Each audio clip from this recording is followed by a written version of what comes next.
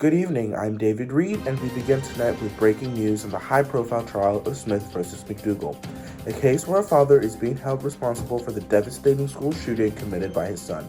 Daniel Smith pulled the trigger, but now his father, Thomas Smith, is on trial for failing to prevent it. Let's go to our correspondent, John, reporting from outside the courthouse. John?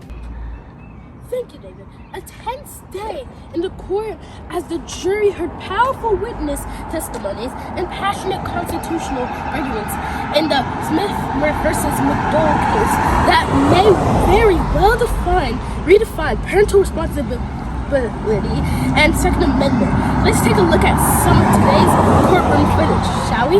Yes, John. Thank you.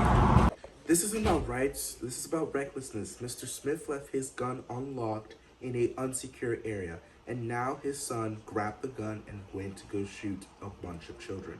Not only is that wrong, that should be definitely checked out in the court of law.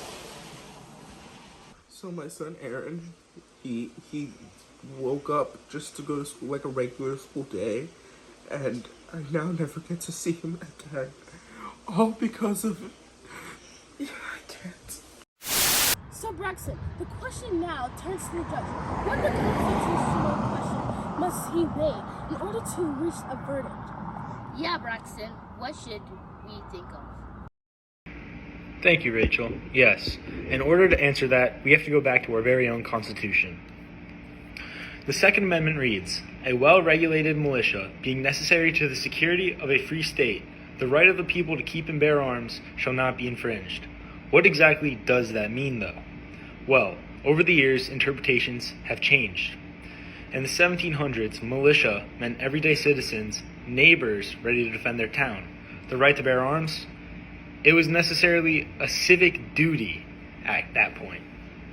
In the 1800s and into the early 1900s, courts leaned towards collective rights. Gun ownership was tied to organized defense, not individuals. However, in 2008, the Supreme Court ruled in District of Columbia versus Heller that the Second Amendment protects individual rights, not just collective ones. That changed everything. Now in Smith versus McDougal, the judge must consider multiple amendments. Due to the Second Amendment, a debate has arisen. Did Mr. Smith's gun ownership include the duty to lock away?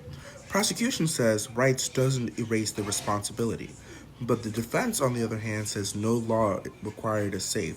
He followed all regulations.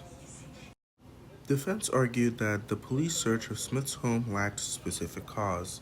The judge ruled it under exigent circumstances. Smith's statement to the police made before a lawyer arrived is under scrutiny. Defense claims media attention and public outrage have tainted the jury.